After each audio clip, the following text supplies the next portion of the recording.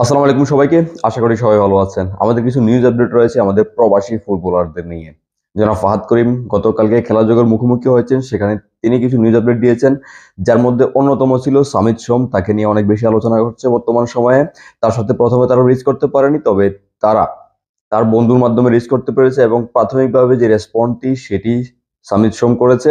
এবং যেটি গতকালকের ভিডিওতে বলেছিলাম, সে সময় চেয়েছে, সে তার পরিবারের সাথে আলোচনা করবে এবং একই সাথে সে জানতে চেয়েছে বাংলাদেশের পাসপোর্ট পাওয়ার জন্য ঠিক কতদিন সময় লাগতে পারে। একই সাথে যখন বাংলাদেশে ম্যাচ হবে তখন বাংলাদেশের ওয়েদার কেমন হবে, এই জিনিসগুলো। কারণ কানাডা এবং বাংলাদেশের ওয়েদারের মধ্যে যে তারতম্য, সেটি তার খেলার ব্যাপারে অনেকটা বাধার বিষয়ও হতে পারে।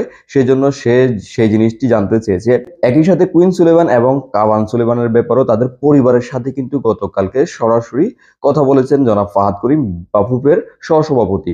সেখানে তারাও কিন্তু যে প্রাথমিক রেসপন্সটি সেটি করেছে, তবে সেখানে একটি জিনিস মোটামুটি স্পষ্ট, যে আগামী বিশ্বকাপকে সামনে রেখে ইউএসএ দলের সুযোগ পাওয়ার যে সম্ভাবনা কুইন্স ইলেভেন এবং কাভান সুলেমানের, সেই দিকে কিন্তু তারা এখনো পর্যন্ত তাকিয়ে রয়েছে, বা তারা শেষ পর্যন্ত অপেক্ষা করবে। তো তাদেরকে খুব তাড়াতাড়ি পাওয়ার যে বিষয়টি নিয়ে কথা বলেছিলাম, সেটি হয়তো বা আপাতত হবে না। তবে আরেকটি বিষয়, কারণ কুইন সুলেভান এবং কাভান সুলেভানের আরো দুটি ভাই রয়েছে, তারাও কিন্তু ফুটবলার এবং তাদেরকে নিয়েও কথা হয়েছে।